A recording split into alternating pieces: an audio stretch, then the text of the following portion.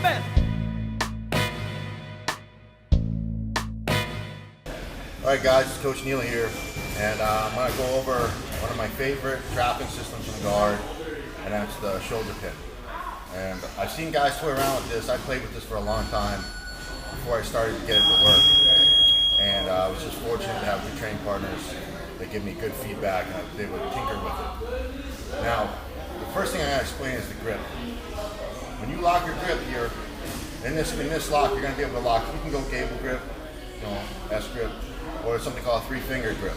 Okay, and that's basically making a peace sign and putting your thumb and closing and closing.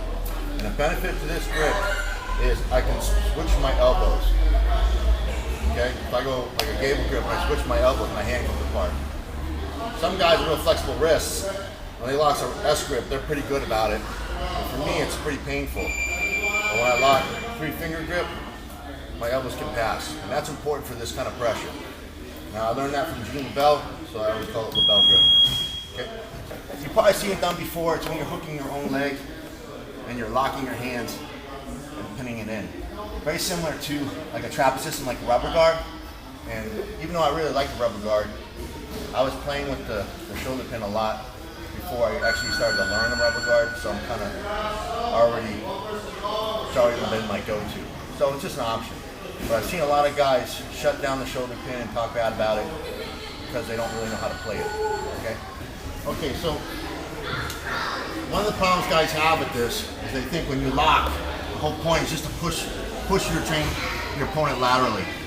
And if you grapple like that with it, yeah, it's a pretty terrible grip. What I actually want to do is drive a rod right through his AC joint and jam him. And my elbow actually wants to hit his sternum first.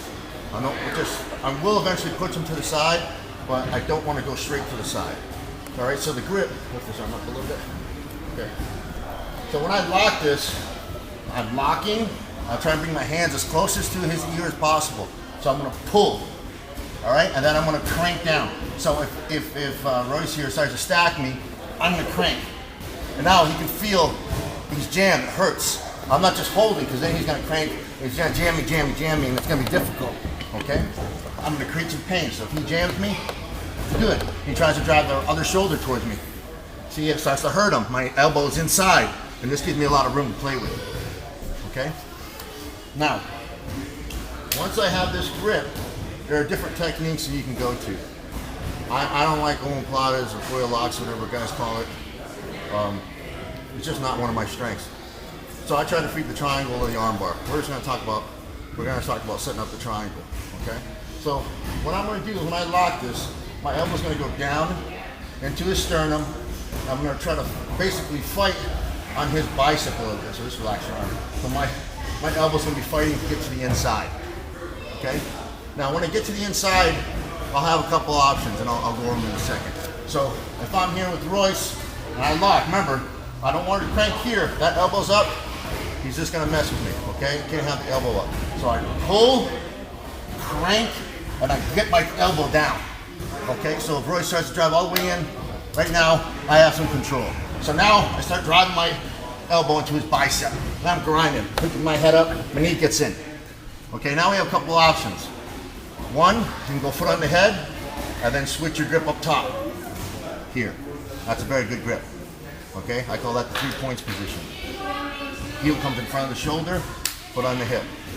Downfall about this is there's some pretty crafty grapplers out there that when you get here, you about to have a half a second before they're gone.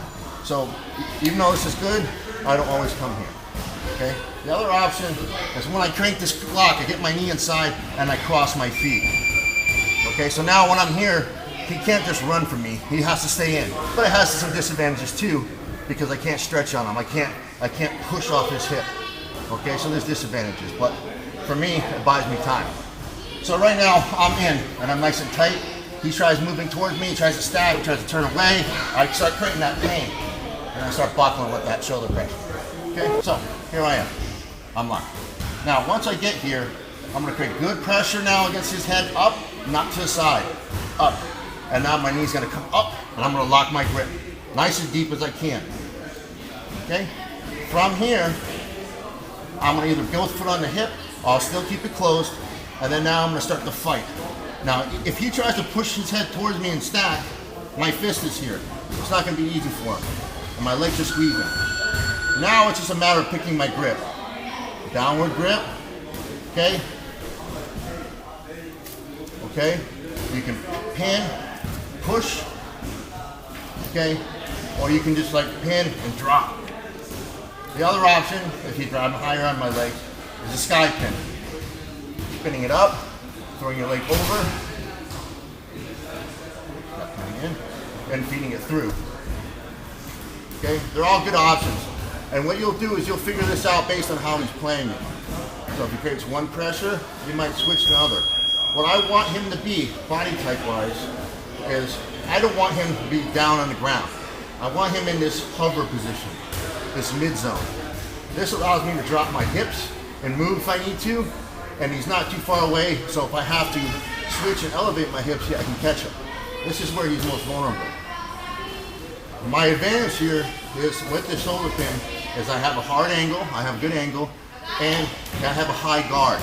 That's pretty much what rubber guard and shoulder pin and what makes these guards so successful is they're high guard. And that's a good thing. It gives you an advantage. Now, when I'm here,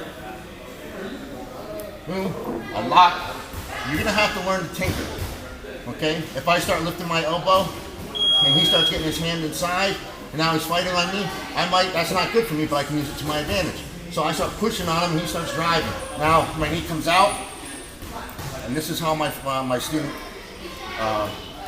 Jake Sweeney Rorschach submitted Billy Cooper at the Eddie Bravo invitation. He jammed him, locked the corner lock, grab, and changed. Okay, so there's a lot of advantages to this system, but if you do not learn how to use this forearm, your system's gonna be garbage for you. That's why a lot of people stop playing with it. Okay, so it's not pushing them to the side, okay? It's not just trying to push them up, it's jam him here, drive down, curl your body up, fight to the side, I don't push him away, I make him hover, and now my hips are free, okay?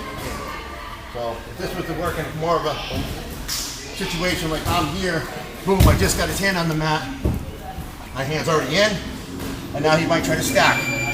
I'm gonna create some pressure, I start driving my elbow in. See how my elbow's down?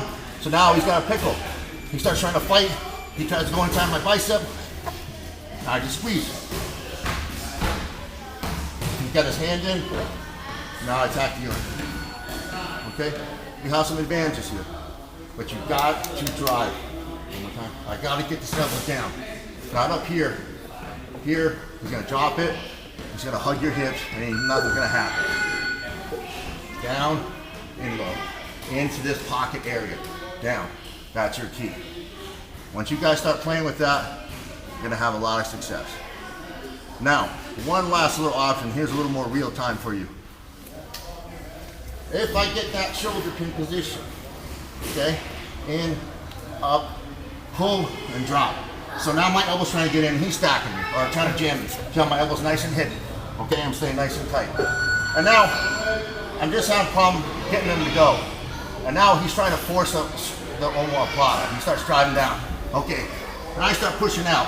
Now, things got wrong a little bit. See how his head's a little far out? The triangle here is gonna be a little bad, because he's not gonna want to bring his head back towards me. He's smelling it, so he's gonna force me omoplata. So what I'm gonna try to do is I'm gonna reach up, and I'm not gonna let him drive over the shoulder. That's the omoplata escape. Give me omoplata and go. Instead, when I get here, I'm gonna push, and I'm gonna start to drive him over this shoulder. So I get here, my elbow's gonna come back, I'm gonna come up. I'm gonna start driving him, and I can knock him over and still hit the triangle. But why I'm showing you this is because as I start to drive back like this, he's gonna start coming back towards me. Hand come out, and triangle. It was just a way to get him to come back and not force me to the omoplata. So if I get that lock, I'm here, and he drives away, I'm like, oh, I'm not ready, I'm not ready. He starts to come back. You can see I'm already in. My knee's already in.